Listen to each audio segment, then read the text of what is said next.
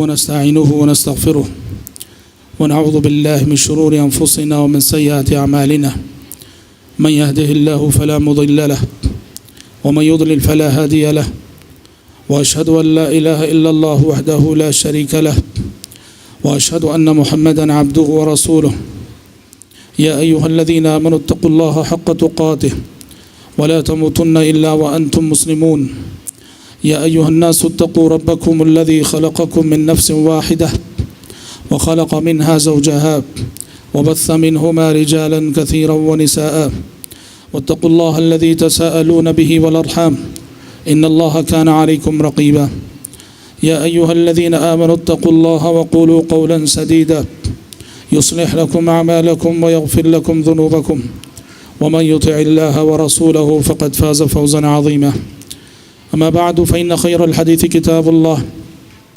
وخير الهدي هدي محمد صلى الله عليه وسلم وشر الأمور محدثاتها وكل محدثة بدعة وكل بدعة ضلالة وكل ضلالة في النار رب اشرح لي صدري ويسر لي أمري واحلل عقدة من لساني يفقه قولي. حضرات گرامی اور خواتین اسلام، تذکرہ عشر مبشرہ کی تیسری کڑی لے کر آج میں آپ کی خدمت میں حاضر ہوا ہوں۔ کل کے محاضرے میں ہم نے حضرت ابو بکر صدیق رضی اللہ تعالی عنہ کی شخصیت کے حوالے سے ان کی منقبتیں، ان کی فضیلتیں اور آپ کی خصوصیات کے حوالے سے بہت ساری باتیں کتاب و سنت کی روشنی میں آپ کے سامنے رکھی تھیں، اور بنیادی طور پر یہ بات بتائی گئی تھی کہ نبی کریم صلی اللہ علیہ وسلم کی محبت کا جو حصہ ابو بکر کو ملا، اس قدر محبت طبقہ صحابہ میں کسی کو مل نہ سکی، اور نبی کریم صلی اللہ علیہ وسلم کی جو قربت ابو بکر صدیق رضی اللہ عنہ کو حاصل ہوئی، ایسی قربت کسی اور صحابی کو حاصل نہ ہوئی۔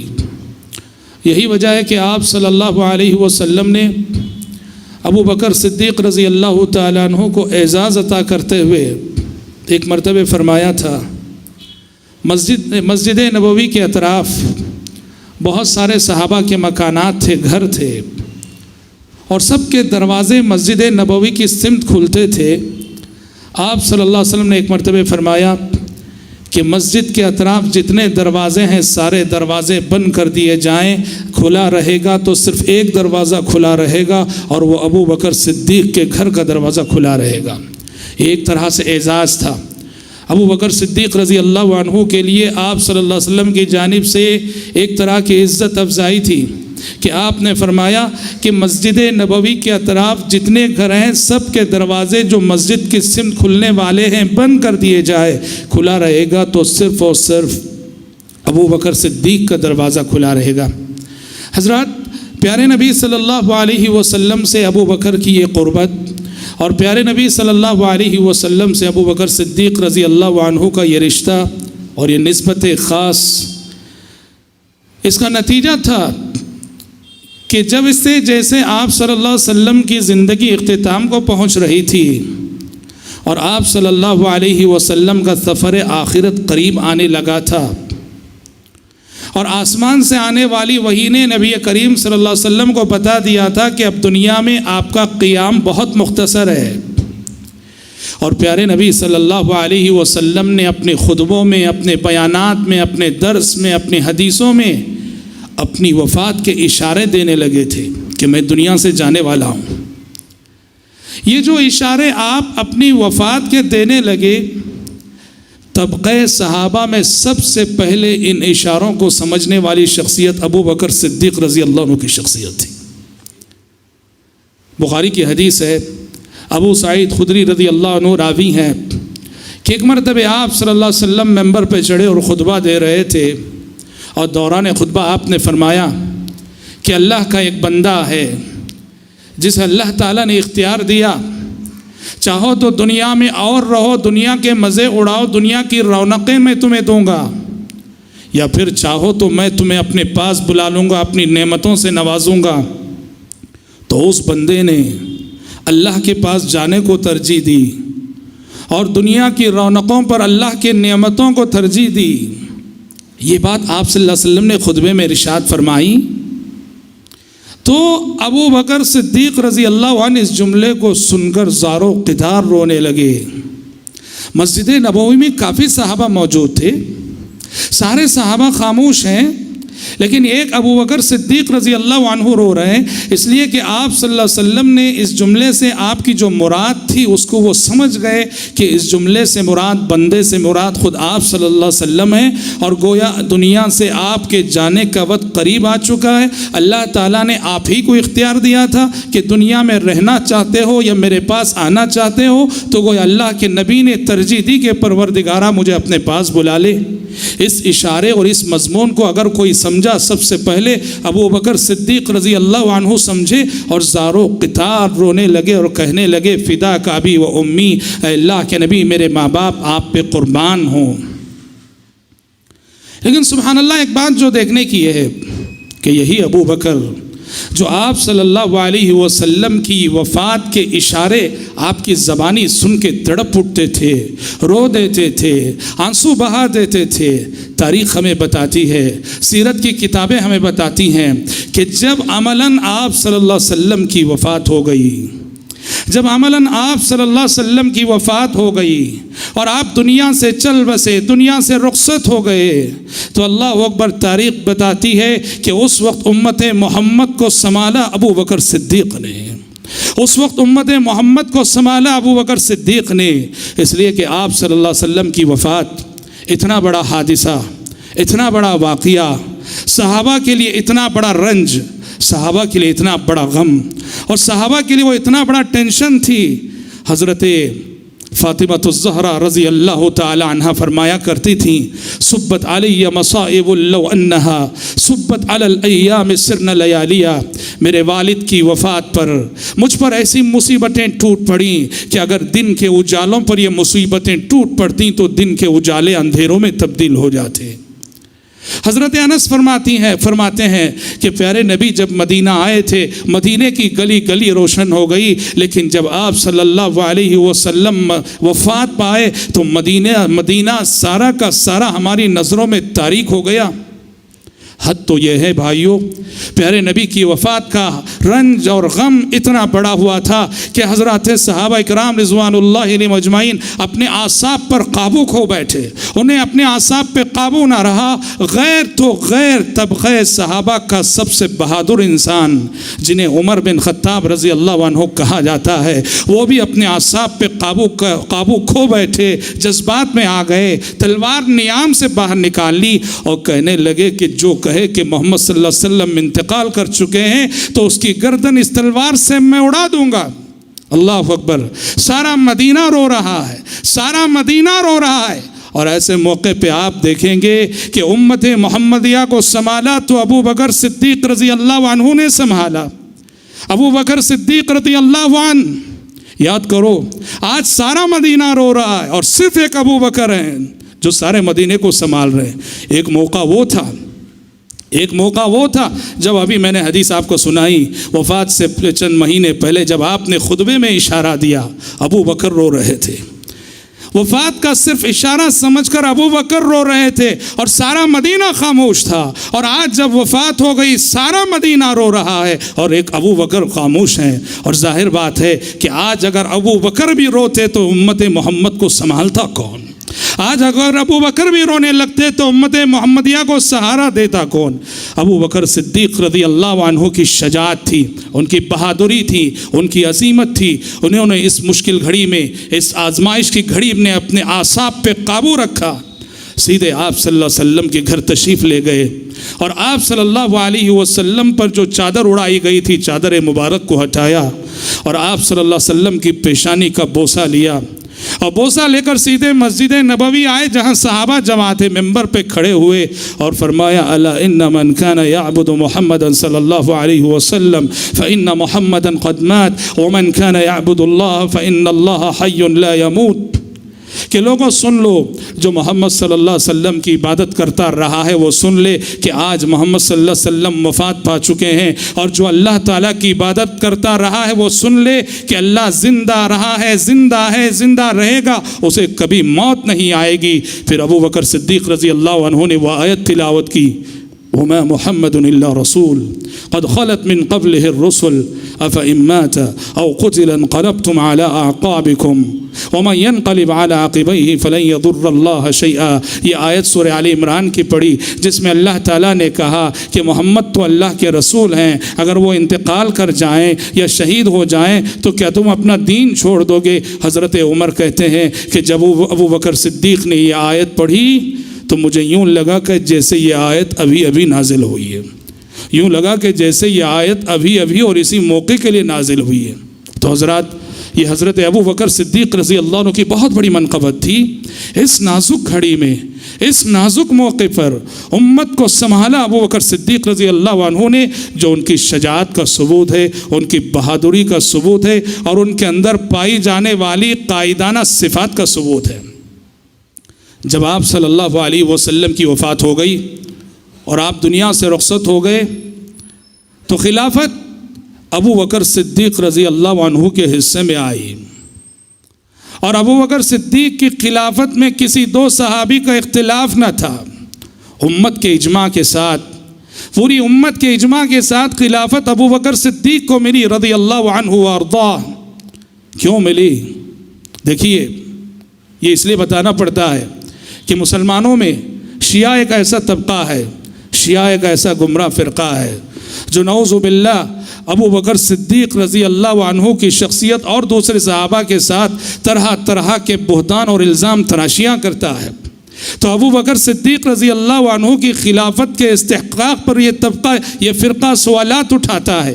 اس لیے وضاحت کرنی پڑتی ہے کہ ابو بکر کو جو خلافت ملی وہ صحابہ کے اجماع کے ساتھ ملی، اور سچ کہیں کتب احادیث میں نبی کریم صلی اللہ علیہ وسلم نے ابو بکر کی خلافت کی جانب بے شمار اشارے دے دیے تھے۔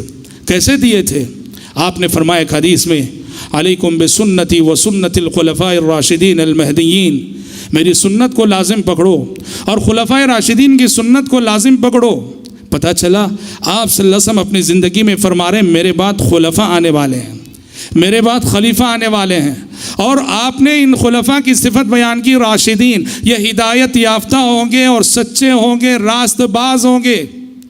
اور پھر بعض احادیث میں تو آپ نے نام لے کر ارشاد فرمایا۔ ایک حدیث میں آپ نے فرمایا اقتدوا بالذین من بعد ابی بکر و عمر، کہا کہ لوگوں میرے بعد دو شخصیتوں کی اقتداء کرو، ایک ابو بکر ہے اور ایک عمر ہیں۔ اور بعض احادیث میں خاص طور پر آپ نے ابو بکر کا نام لیا۔ جب ایک خاتون آئی بڑھیا ایک مسئلہ لے کر آپ صلی اللہ علیہ وسلم کی خدمت میں، اور اس نے اپنا حق نبی کریم صلی اللہ علیہ وسلم سے میراث میں مانگا تھا، اور گفتگو کرتے ہوئے اس نے کہا تھا کہ میں آئندہ سال آؤں گی، تب آپ نے اس بڑھیا سے کہا تھا کہ اگر آئندہ سال آؤ اور مجھے نہ پاؤ تو ابو بکر سے مل لینا۔ یہ اشارہ تھا اس جانب کہ میرے بعد میری جگہ لینے والی شخصیت ابو بکر کی شخصیت ہوگی۔ اور یہی وجہ ہے میرے بھائیوں، استحقاق خلافت کو بتانے کے لیے کہ ابو بکر خلافت کے حقدار، یہ بتانے کے لیے مرض الموت میں جب آپ صلی اللہ علیہ وسلم زندگی کے آخری ایام میں بیمار ہو گئے اور آپ سے اٹھا نہیں جا رہا تھا، چلا نہیں جا رہا تھا، آپ صلی اللہ علیہ وسلم نے مسجد نبوی میں امامت کا حق ابو بکر کو دیا، اور آپ اپنے جیتے جی آپ نے اپنے مصلی پر اپنی جگہ پر ابو بکر کو کھڑایا۔ جب آپ نے یہ فرمایا مروا ابا بکر فلیصلی بالناس، مروا ابا بکر فلیصلی بالناس، ابو بکر کو حکم دو کہ ابو بکر نماز پڑھائیں۔ ابو بکر امام بنے اور امام بن کر نماز پڑھائے۔ اور یاد رکھو پیارے نبی نے اپنی غیر موجودگی میں اپنے مصلی پر ابو بکر کو جو کھڑایا، یہ اشارہ تھا اس جانب کہ دنیا سے میرے جانے کے بعد بحیثیت خلیفہ اور بحیثیت امیر المومنین ابو بکر ذمہ داری نبھائیں گے۔ اور یہی وجہ ہے، ابو داؤد کی حدیث ہے کہ ایک مرتبہ جب ایک نماز میں ابو بکر صدیق رضی اللہ عنہ نہ تھے، وہ نماز مسلمانوں نے حضرت عمر کی اقتداء میں ادا کی۔ حضرت عمر نے امامت کی، نماز ہو گئی۔ نماز کے بعد آپ صلی اللہ علیہ وسلم کو پتہ چلا کہ امامت حضرت عمر نے کی ہے، تو نبی کریم صلی اللہ علیہ وسلم نے فرمایا یأبی اللہ ذلک والمسلمون، یأبی اللہ ذلک والمسلمون، آپ نے فرمایا کہ یہ بات نہ اللہ کو منظور ہے اور نہ مسلمانوں کو منظور ہے۔ آپ نے کہا کہ میری غیر موجودگی میں میرے مقام پہ ابو بکر کو کھڑاؤ۔ ابو داؤد کی حدیث کہتی ہے کہ وہ نماز جو حضرت عمر کی اقتداء میں پڑھی گئی تھی، ابو بکر آئے اور پھر سے ابو بکر کی امامت میں وہ نماز ادا کی گئی۔ کیا اس لیے نعوذ باللہ ثم نعوذ باللہ حضرت عمر کے پیچھے نماز نہیں ہوئی کیا؟ ابداً۔ حضرت عمر کے پیچھے نماز نہ ہو تو کس کے پیچھے نماز ہوگی؟ پیارے نبی نے یہ درس دینا چاہا، یہ سبق دینا چاہا، یہ پیغام دینا چاہا کہ میرے مقام پہ کھڑانے کا مطلب یہ ہے، میرے مصلی پہ کھڑے ہونے کا مطلب یہ ہے کہ میری وفات کے بعد میری جگہ بحیثیت خلیفہ یہ شخصیت ذمہ داری نبھائے گی، اور یہ اعزاز ابو بکر ہی کو ملنا چاہیے۔ اس لیے پیارے نبی نے وہ نماز جو حضرت عمر کی اقتداء میں پڑھی گئی تھی، دوبارہ پھر سے ابو بکر صدیق رضی اللہ عنہ کی اقتداء میں نماز پڑھائی۔ تو بہرحال یہ مسئلہ امت کے اجماع کے ساتھ طے ہے کہ آپ صلی اللہ علیہ وسلم کی وفات کے بعد خلافت ابو بکر صدیق رضی اللہ عنہ کا حق تھی، اور وہ حق انہیں ملا۔ حضرات، جو سب سے بڑی بات ہے، سب سے بڑی بات ہے وہ کیا ہے؟ سب سے بڑی بات ہے وہ یہ ہے، خلافت کی ذمہ داری سنبھالنے کے بعد جن حالات میں حضرت ابو بکر نے خلافت کی ذمہ داری سنبھالی، بڑے مشکل حالات تھے، بڑے کٹھن حالات تھے، بڑے چیلنج بھرے حالات تھے، اور اگر ہم ام المومنین عائشہ صدیقہ رضی اللہ عنہا کی زبانی ان حالات کو بیان کرنا چاہیں تو ام المومنین عائشہ صدیقہ رضی اللہ عنہا کہا کرتی تھی کہ جس وقت پیارے نبی کی وفات ہوئی اور میرے ابو بکر نے خلافت کی ذمہ داری نبھائی، اس وقت اتنے بڑے چیلنجز تھے کہ مسلمانوں کی صورتحال ایسی ہی تھی جیسے کسی سرد اور ٹھنڈی رات میں، بارش والی رات میں بکریوں کا کوئی ریوڑ بغیر چرواہے کے ہو۔ سرد رات میں، تاریک رات میں، بارش والی رات میں بکریوں کا کوئی ریوڑ بغیر چرواہے کے ہو، تو وہ جس طرح سے بے سمتی کا شکار ہوتا ہے، مسلمانوں کی صورتحال بھی ایسی ہی نازک تھی جب میرے والد ابو بکر نے زمام خلافت نبھائی تھی۔ اور حضرات، ابو بکر کی شخصیت کیا تھی اور ابو بکر صدیق رضی اللہ عنہ کے اندر پوشیدہ کمالات کیا تھے، وہ اسی موقع پہ ظاہر ہوئے۔ ابو بکر صدیق رضی اللہ عنہ نے جب خلافت کی ذمہ داری سنبھالی، تین بہت بڑے چیلنجز تھے، اور ہر چیلنج ان تینوں میں سے اتنا بڑا تھا کہ اس کو فیس کرنا، اس کا مقابلہ کرنا ایک بڑی عظیمت کی بات تھی۔ تین بڑے فتنے کھڑے ہوئے۔ سب سے پہلا فتنہ یہ کھڑا ہوا کہ جیسے ہی آپ صلی اللہ علیہ وسلم کی وفات ہوئی، عرب کے کچھ قبیلے آئے اور انہوں نے ابو بکر صدیق رضی اللہ عنہ سے بحیثیت خلیفہ یہ ڈیمانڈ کیا کہ ابو بکر، ہم اسلام پہ قائم رہیں گے، توحید پہ قائم رہیں گے، نماز پڑھیں گے، مگر ہم آئندہ سے زکوٰۃ نہیں دیں گے۔ ان کو مانعین زکوٰۃ کہا جاتا ہے۔ کہا کہ ہم آئندہ سے زکوٰۃ نہیں دیں گے، اور انہوں نے اپنے اس غلط موقف کے لیے قرآن سے دلیل بھی لی۔ یاد رکھو، ہر دلیل پیش کرنے والا صحیح نہیں ہوا کرتا ہے۔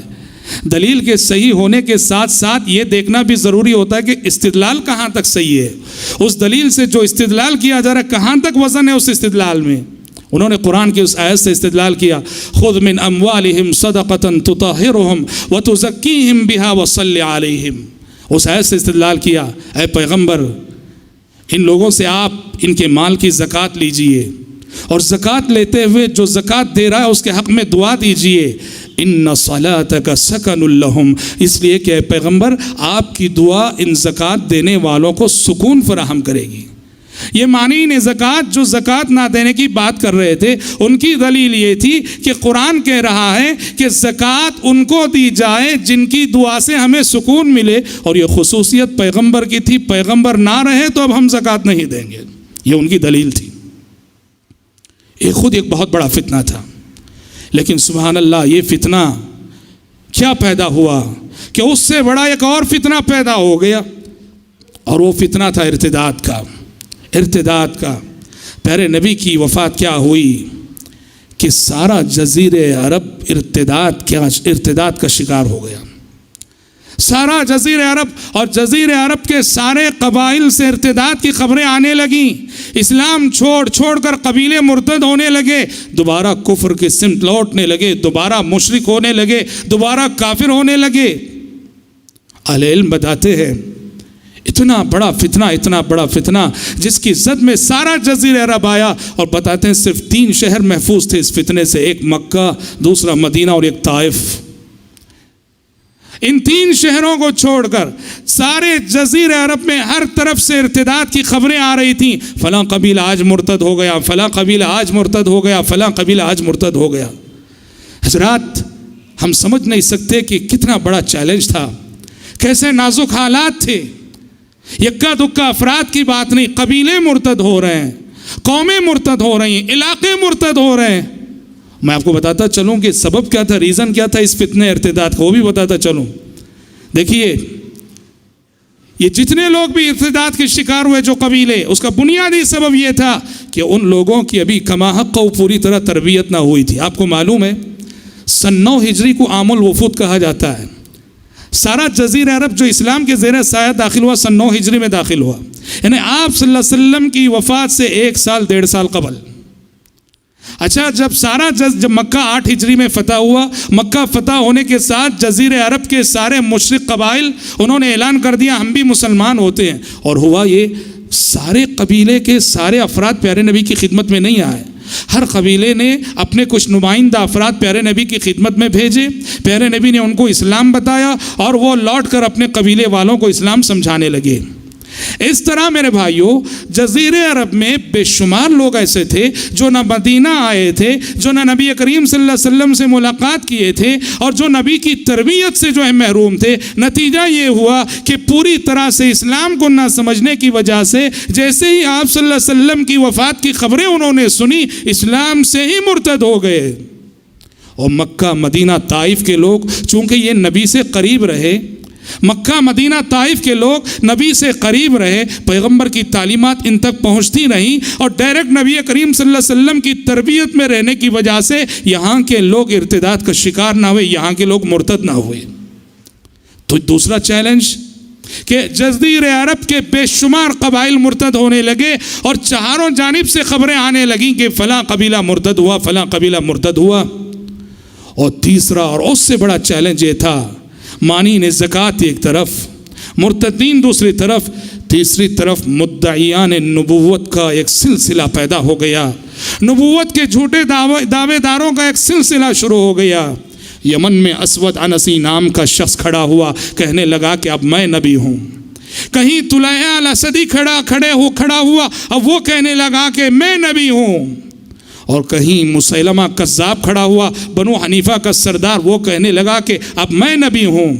اور جب مردوں کو نبوت کا دعویٰ کرتے دیکھا، ایک عورت کو بھی جو ہے شوق آیا، سجاح نامی عورت تھی، اس نے اٹھ کے کہا کہ میں نبی ہوں۔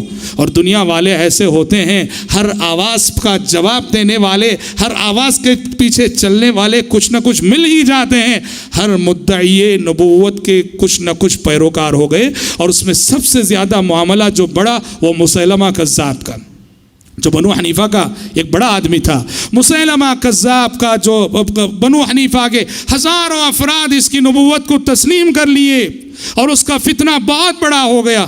سوچو ان حالات میں ابو بکر صدیق کے ہاتھ میں خلافت آئی، کتنا بڑا چیلنج ہے۔ ایک طرف مانین زکوٰۃ ہیں، ایک طرف ارتداد کی لہر ہے، اور تیسری طرف مدعیان نبوت ہیں۔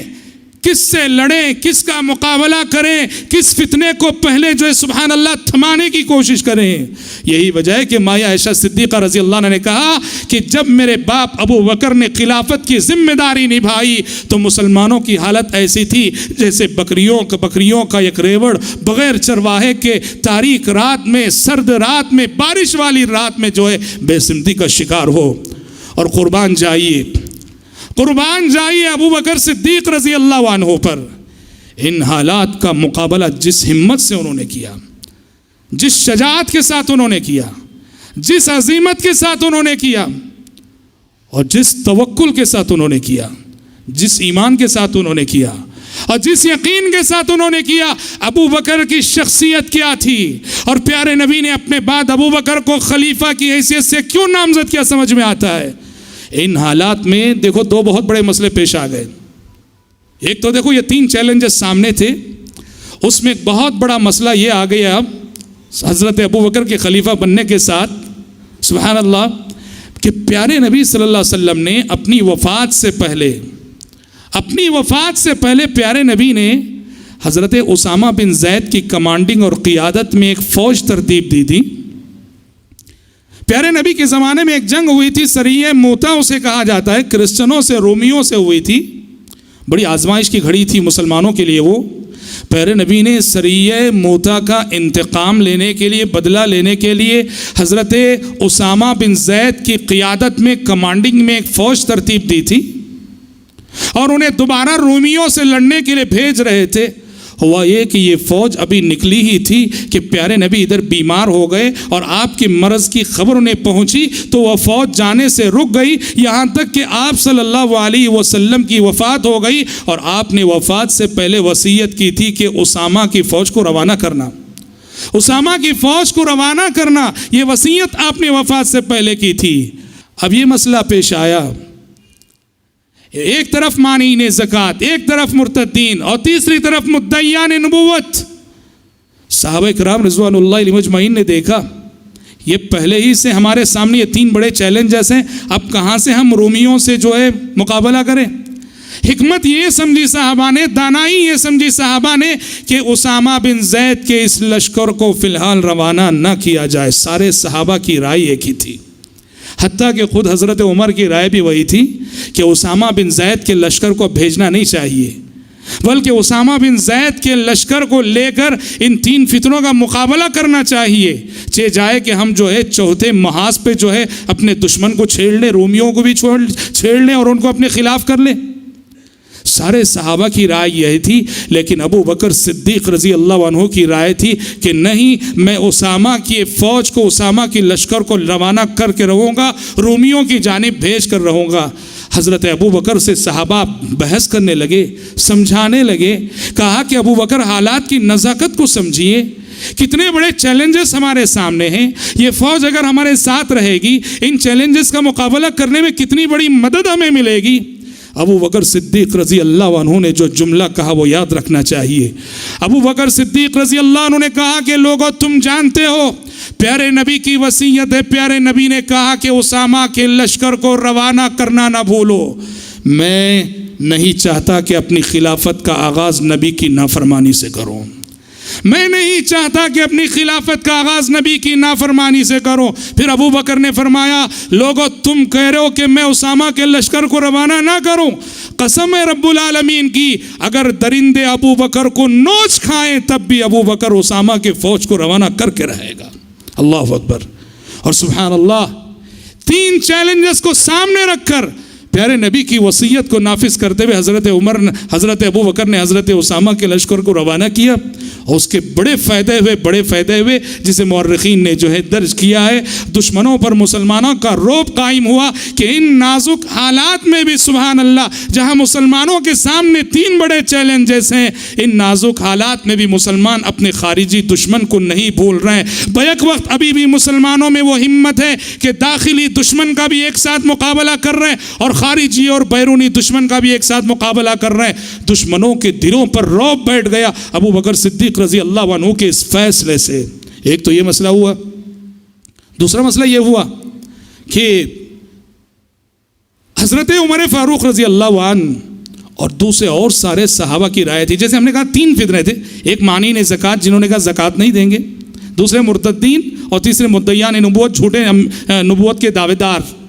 سارے صحابہ کی رائے یہ تھی، عمر اور سارے صحابہ ایک طرف اور اکیلے ابو بکر ایک طرف، سارے صحابہ کی رائے یہ تھی کہ اس وقت یہ 3 فتنے بیک وقت تینوں کو چھیڑنا نہیں چاہیے۔ یہ جو پہلا طبقہ ہے مانعین زکوٰۃ، اس وقت ان کو برداشت کریں گے، پہلے ہم ان دونوں سے نمٹیں گے۔ یہ جو نبوت کے جھوٹے دعوے دار ہیں، یہ جو مرتد ہونے والے، پہلے ان دونوں سے نمٹیں گے۔ یہ تو خیر کم از کم توحید پر تو چل رہے ہیں، نماز تو قائم کرنے کی بات کر رہے ہیں، صرف زکوٰۃ نہ دینے کی بات کر رہے ہیں، ان سے آئندہ چل کے نمٹیں گے، فی الحال ان دونوں سے نمٹیں گے۔ یہ رائے تھی سارے صحابہ کی، اور ان میں عمر بھی رضی اللہ عنہ، اور ایک ابو بکر تھے جو کہہ رہے تھے کہ نہیں، میں بیک وقت تینوں سے نمٹوں گا، بیک وقت مجھے تینوں سے نمٹنا ہے، تینوں محاذوں پہ میں کام کروں گا، تینوں فتنوں کا میں ایک ساتھ مقابلہ کروں گا۔ ابو بکر رضی اللہ عنہ کی رائے خلیفہ تھے، ظاہر بات ہے ان کی رائے سب پہ غالب آئے گی۔ صحابہ نے حضرت عمر کو بھیجا، جاؤ ابو بکر کو سمجھاؤ حالات کتنے نازک ہیں، کم از کم فی الحال مانعین زکوٰۃ کو ہم برداشت کر لیں گے، انہیں نہیں چھیڑیں گے، پہلے دو فتنوں کا خاتمہ کریں گے۔ حضرت عمر آئے، حضرت عمر نے آ کے ابو بکر کو سمجھایا، کہا کہ ابو بکر دیکھو حالات بڑے نازک ہیں، یہ لوگ جو زکوٰۃ نہیں دینے کی بات کر رہے ہیں، کم از کم وہ توحید پر تو قائم ہیں، نماز تو پڑھ رہے ہیں، کیا ہی اچھا ہوگا کہ ان سے ہم تعرض نہ کریں اس وقت، انہیں نہ چھیڑیں اس وقت۔ بلکہ حضرت عمر نے ایک حدیث سے دلیل بھی لی، کہا کہ آپ صلی اللہ علیہ وسلم نے فرمایا امرت ان اقاتل الناس حتى يقولوا لا الہ الا اللہ، مجھے حکم ہے کہ میں اس وقت تک لوگوں سے لڑتا رہوں جب تک کہ لوگ لا الہ الا اللہ نہ کہہ دیں۔ اور یہ لوگ جو کہہ رہے ہیں کہ زکوٰۃ نہیں دیں گے، وہ لا الہ الا اللہ تو کہہ رہے ہیں، تو لا الہ الا اللہ کہنے والوں سے کیسے لڑو گے ابو بکر؟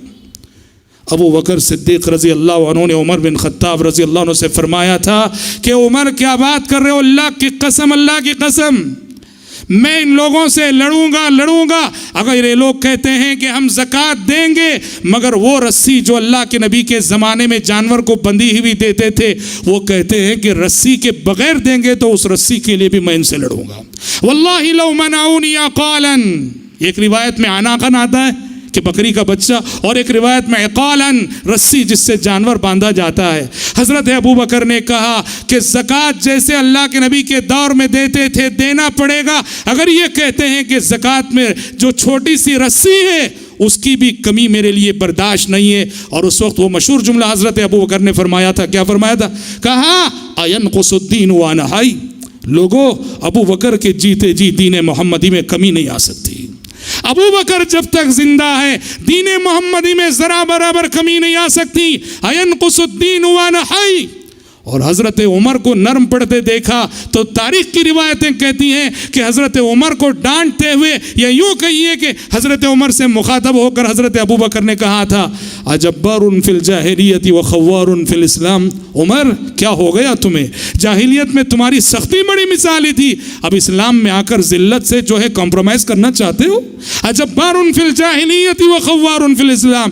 حضرت عمر کہتے ہیں ابو بکر کے عزم اور ارادے کو دیکھ کر مجھے بھی شرح صدر ہو گیا، اور مجھے بھی یہ ماننا پڑا کہ ابو بکر کا فیصلہ ہی صحیح ہے۔ چنانچہ حضرت ابو بکر کے فیصلے پر سارے صحابہ راضی ہوئے، اور تینوں محاذوں پہ ایک ساتھ کام کیا گیا، تینوں محاذوں پہ ایک ساتھ کام کیا گیا، اور دنیا نے دیکھا ابو بکر صدیق کی خلافت کی مدت 2.25 سال، صرف 2.25 سال، لیکن ان 2 سالوں میں ابو بکر صدیق نے 2 صدیوں کا کام کر دیا۔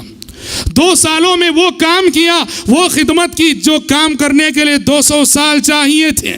یہ ابو بکر صدیق کا کمال تھا، یہ ابو بکر صدیق کی خدمت تھی اسلام کے لیے، اور یہ ابو بکر صدیق کی عظیمت کا معجزہ تھا کہ سبحان اللہ، ان کی عظیمت کے آگے، ان کے پختہ ارادے کے آگے، ان کے ایمان و یقین اور ان کے توکل کے آگے وقت کا کوئی فتنہ ٹک نہ سکا۔ 2 سال کے اندر پھر سے حالات کو ابو بکر صدیق رضی اللہ عنہ نے اسی حالات کو اسی رخ پہ لے چلے جس رخ پہ کہ نبی کریم صلی اللہ علیہ وسلم کے زمانے میں تھے۔ حضرات، دراصل خلافت کی ذمہ داری نبھانے کے بعد، خلافت کی ذمہ داری سنبھالنے کے بعد ابو بکر صدیق رضی اللہ عنہ نے ان 3 چیلنجز کا جو مقابلہ کیا، یہاں سمجھ میں آتی ہے کہ ابو بکر کیا تھے اور ابو بکر کی شخصیت کیا تھی۔ یہاں ایک اور مسئلہ ہے میں جس کا بتانا ضروری سمجھتا ہوں۔ حضرت ابو بکر جب خلیفہ بنے تھے تو شیعہ راوی کہتے ہیں کہ حضرت علی نے بیعت نہیں کی، جبکہ میں آپ کو بتاتا چلوں، اگر مستند روایتوں کی بات اگر کی جائے، مستند روایتوں کی بات، وہ روایتیں ضعیف ہیں جو کہتی ہیں کہ حضرت علی نے بیعت نہیں کی، اور سند کے اعتبار سے وہ روایتیں مستحکم اور ایتھنٹک ہیں جو کہتی ہیں کہ حضرت علی نے اسی دن یا دوسرے دن ابو بکر کے ہاتھ پہ بیعت کر لی. خیر بیعت کا مسئلہ رہنے دیجیے. سب سے بڑا مسئلہ جس کو لے کر شیعہ حضرت ابو بکر اور حضرت عمر کی شخصیت کو مجروح کرتے ہیں رضی اللہ عنہما، اور بہت زیادہ انہوں نے کیچڑ اچھالا ہے، وہ ایک مسئلہ جو حضرت ابو بکر اور حضرت فاطمہ کے درمیان ہوا تھا. مسئلہ کیا ہوا تھا؟ پیارے نبی کی وفات ہوئی. پیارے نبی کی وفات کے بعد حضرت ابو بکر خلیفہ بنے تو پیارے نبی کی پیاری بیٹی فاطمہ رضی اللہ عنہا پیارے نبی کے مال میراث میں سے اپنا حصہ مانگتی ہوئی ابو بکر کی خدمت میں آئی، اس لیے کہ ابو بکر خلیفہ ہیں. کہا کہ ابا جان کا جو مال ہے، ابا جان کی جو میراث ہے، میں بیٹی ہوں، میرا حصہ دیجیے. اور حضرت فاطمہ نے فدق کا علاقہ مانگا. فدق جو ایک علاقے کا نام ہے، ایک جگہ تھی اور وہ پیارے نبی کی تھی، پیارے نبی کی ملکیت تھی. پیارے نبی صلی اللہ علیہ وسلم کی اس ملکیت میں حضرت فاطمہ نے اپنا حق مانگا ابو بکر کے پاس آ کر. حضرت فاطمہ کے علم میں وہ حدیث نہ تھی جو حدیث کے حضرت ابو بکر کے علم میں تھی، اور دوسرے صحابہ بھی وہ حدیث جانتے تھے. کیا حدیث؟ پیغمبروں کی خصوصیت تھی، اور وہ خصوصیت ہمارے نبی کی بھی تھی. خود آپ صلی اللہ علیہ وسلم نے فرمایا کہ اِنَّا مَعْشَرَ الْأَنْبِيَاءِ لَا نُورَثُ مَا تَرَكْنَاهُ صَدَقَةً. پیغمبر اور نبی جب دنیا سے وفات پا کے جاتا ہے تو اس نبی کا چھوڑا ہوا مال اس کے وارثین میں تقسیم نہیں ہوگا، بلکہ اس پیغمبر کا چھوڑا ہوا مال بیت المال میں جائے گا. نبی کے چھوڑے ہوئے مال میں اس کی اعلی اولاد کو کچھ نہیں ملے گا. کیوں جانتے ہیں؟ کہیں دنیا یہ نہ کہے اس شخص نے نبوت کا دعویٰ اس لیے کیا ہے کہ پیسہ بٹور کر اپنے اہل و عیال کے لیے چھوڑ کر جائے. دنیا یہ الزام نہ دے. اس لیے پیغمبروں کے تعلق سے قانون یہ تھا، پیغمبر جو بھی مال چھوڑ کے مرتا ہے، وفات پاتا ہے، تو وہ مال اس کی اولاد میں تقسیم نہ ہوگا، بیت المال میں جائے گا. جب حضرت فاطمہ نے اپنا حصہ مانگا، حضرت ابو بکر نے یہ حدیث سنائی کہ فاطمہ آپ کے حصے میں یہ مال نہیں آ سکتا، اس لیے کہ یہ بیت المال کا حصہ ہے. پیارے نبی نے فرمایا کہ نبی کی وفات کے بعد نبی کے رشتہ داروں کو اس کے مال میں سے کچھ نہیں ملا کرے گا. حضرت فاطمہ نے پہلی بار یہ حدیث سنی، مان گئیں، خاموش رہ گئیں اور چلی گئیں. پھر بھی بشر تھی، انسان تھی، ایک طرح کا غبار دل میں رہ گیا. انسان ہوتا ہے، انسان ہوتا ہے. بشر تھی، ایک طرح کا غبار دل میں رہ گیا. اور حضرت ابو بکر صدیق رضی اللہ عنہ بھی جانتے تھے کہ حضرت فاطمہ کو کہیں نہ کہیں ذرا تکلیف ہوئی ہے. ہوا یہ کہ پیارے نبی کی وفات کے صرف 6 مہینے بعد حضرت فاطمہ کی بھی وفات ہو گئی تھی رضی اللہ عنہ. وفات سے پہلے حضرت فاطمہ بیمار پڑ گئیں. وفات سے پہلے حضرت فاطمہ بیمار پڑ گئیں. حضرت ابو بکر کے دل میں یہ بات تھی کہ فاطمہ جو نبی کی لخت جگر ہے، میرے میراث نہ دینے کی وجہ سے ہو سکتا ہے فاطمہ کو کہیں نہ کہیں انسان ہونے کے ناطے رنج ہوگا، غم ہوگا، دکھ ہوگا. ابو بکر صدیق رضی اللہ عنہ خلیفہ وقت ہیں، سیدھے حضرت فاطمہ کے گھر تشریف لے گئے اور جا کے اجازت چاہی. فاطمہ میں اندر آنا چاہتا ہوں. حضرت فاطمہ نے حضرت علی سے پوچھا، اجازت اگر آپ دیں تو میں اجازت دوں. حضرت علی نے کہا کہ بالکل میری جانب سے اجازت ہے. حضرت فاطمہ نے اجازت دی. ابو بکر صدیق تشریف لے گئے اور حضرت فاطمہ سے کہا کہ فاطمہ یقین کرو، میں نے تمہیں جو مال نہیں دیا پیارے نبی کی اس حدیث کی وجہ سے نہیں دیا، ورنہ فاطمہ تم سے مجھے کوئی بیر نہیں ہے، تم اہل بیت ہو، تم اہل بیت ہو. حضرت ابو بکر صدیق رضی اللہ عنہ نے فرمایا کہ اللہ اور اس کے رسول کی محبت کے بعد اے اہل بیت، تمہاری محبت میری زندگی کا سرمایہ ہے. میں نہیں چاہتا، یہ ابو بکر کے لیے بڑے افسوس کی بات ہوگی کہ دنیا پیارے نبی کی پیاری بیٹی دنیا سے اس حال میں جائے کہ وہ ابو بکر سے ناراض ہو. فاطمہ میں تمہیں راضی کرنے کے لیے آیا ہوں، خوش کرنے کے لیے آیا ہوں، مجھ سے راضی ہو جاؤ. فاطمہ الزہرا رضی اللہ عنہ ابو بکر صدیق رضی اللہ عنہ سے خوش ہو گئیں، راضی ہو گئیں. قربان جائیے ان اخلاق پر، قربان جائیے ان کریمانہ اخلاق پر. ابو بکر کون ہیں؟ ابو بکر خلیفہ وقت ہیں اور حضرت فاطمہ کے باپ کے درجے میں ہیں. حضرت ابو بکر کی عمر اس وقت سبحان اللہ 61 سال کے قریب تھی، 62 سال کے قریب تھی۔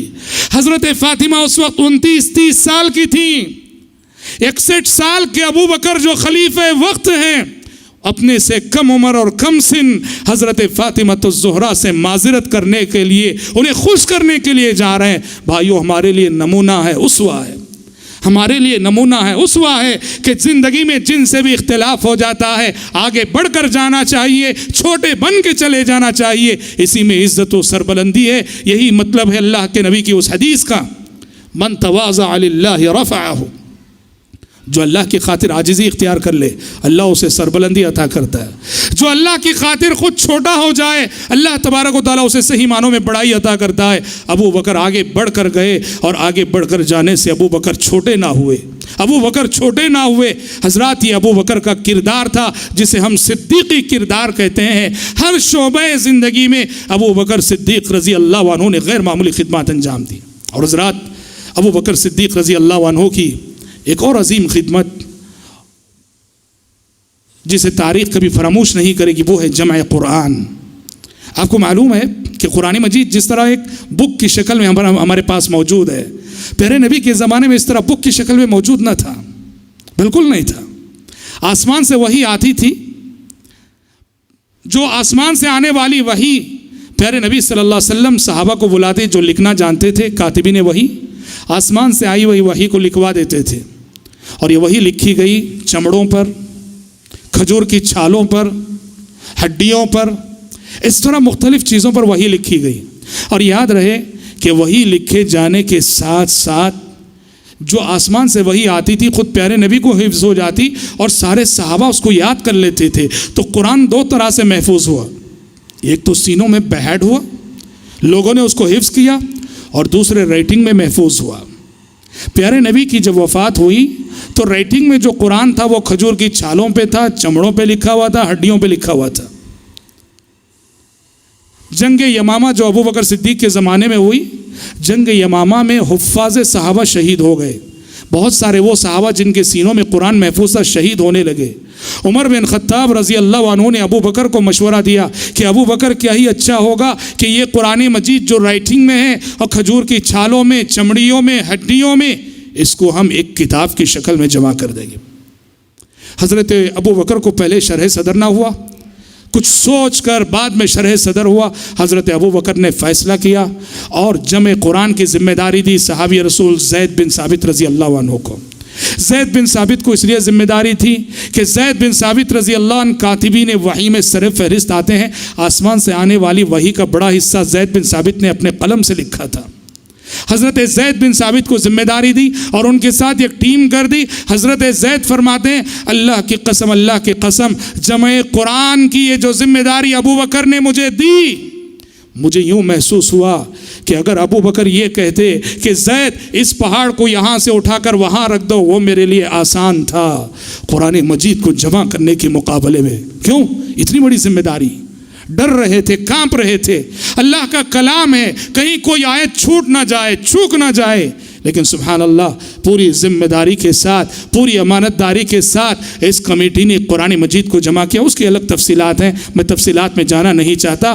اور اس طرح کتابی شکل میں قرآن مجید آیا جو ابو بکر صدیق رضی اللہ عنہ کا کارنامہ تھا۔ ابو بکر صدیق رضی اللہ عنہ کے بعد یہ قرآن حضرت عمر کے پاس تھا، حضرت عمر کے بعد حضرت حفصہ کے پاس تھا، حضرت حفصہ سے حضرت عثمان نے لیا، جیسا کہ ہم حضرت عثمان کی زندگی میں بتائیں گے، اور اس کے کئی نسخے بنا کر حضرت عثمان نے عالم اسلام میں پھیلائے۔ اس طرح قرآن مجید جیسے سینوں میں محفوظ تھا، ویسے قرآن مجید رائٹنگ میں بھی محفوظ ہو گیا۔ تو حضرات، جمع قرآن، قرآن مجید کو اکٹھا کرنا، قرآن مجید کو جمع کرنا ابو بکر صدیق رضی اللہ عنہ کا بہت بڑا کارنامہ تھا۔ وفات سے پہلے کی بات ہے، ابو بکر صدیق رضی اللہ عنہ احساس ذمہ داری کے ساتھ جیتے تھے، خلیفہ رسول تھے، اور سبحان اللہ خلیفہ وقت ہونے کے باوجود بڑی سادہ زندگی گزاری۔ بیت المال سے جو حق انہیں ملتا ہے وہ حق بھی نہیں لیا کرتے تھے۔ وفات سے پہلے اپنی بیٹی عائشہ کو بلا کے کہا کہ بیٹی عائشہ، یہ دیکھو، یہ 3 چیزیں جو بیت المال کی میرے پاس ہیں، ایک ہے اونٹنی جس کا دودھ میں پیا کرتا تھا، اور ایک برتن تھا، کہا کہ یہ برتن ہے جو میں یوز کیا کرتا تھا، اور ایک چادر تھی، کہا کہ یہ چادر میں یوز کیا کرتا تھا.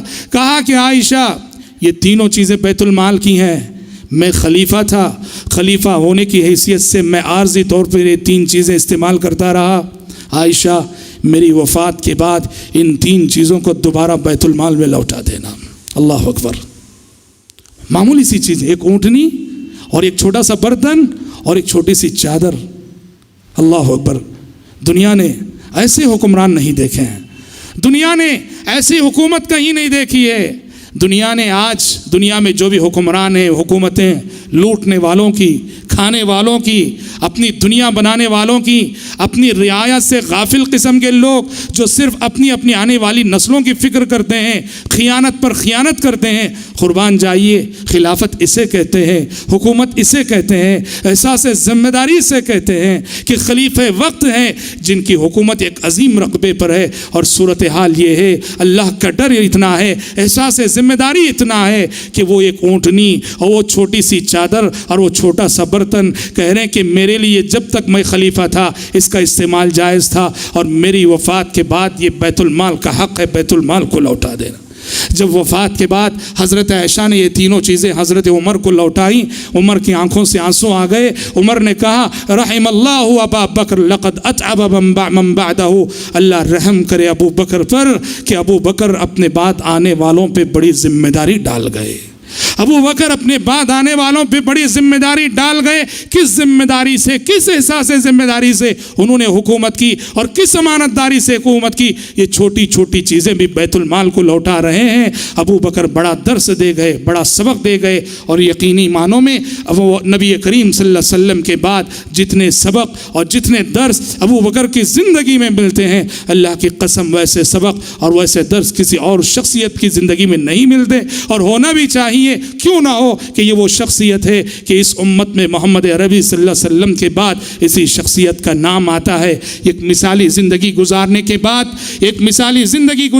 بعد ٹھیک 63 سال کی عمر میں، جو عمر پیارے نبی کی تھی 63 سال، 60 پر 3 سال، ایک مثالی زندگی گزارنے کے بعد 63 سال کی عمر میں ابو بکر صدیق رضی اللہ عنہ دنیا سے رخصت ہوئے اور پیارے نبی کے پہلو میں جگہ پائی. اور اس طرح عائشہ صدیقہ رضی اللہ عنہا کے خواب کی وہ تعبیر پوری ہوئی کہ عائشہ صدیقہ رضی اللہ عنہا نے اپنی زندگی میں خواب دیکھا تھا کہ ان کی گود میں 3 چاند آ گرے ہیں، ان کی گود میں 3 چاند آ گرے ہیں.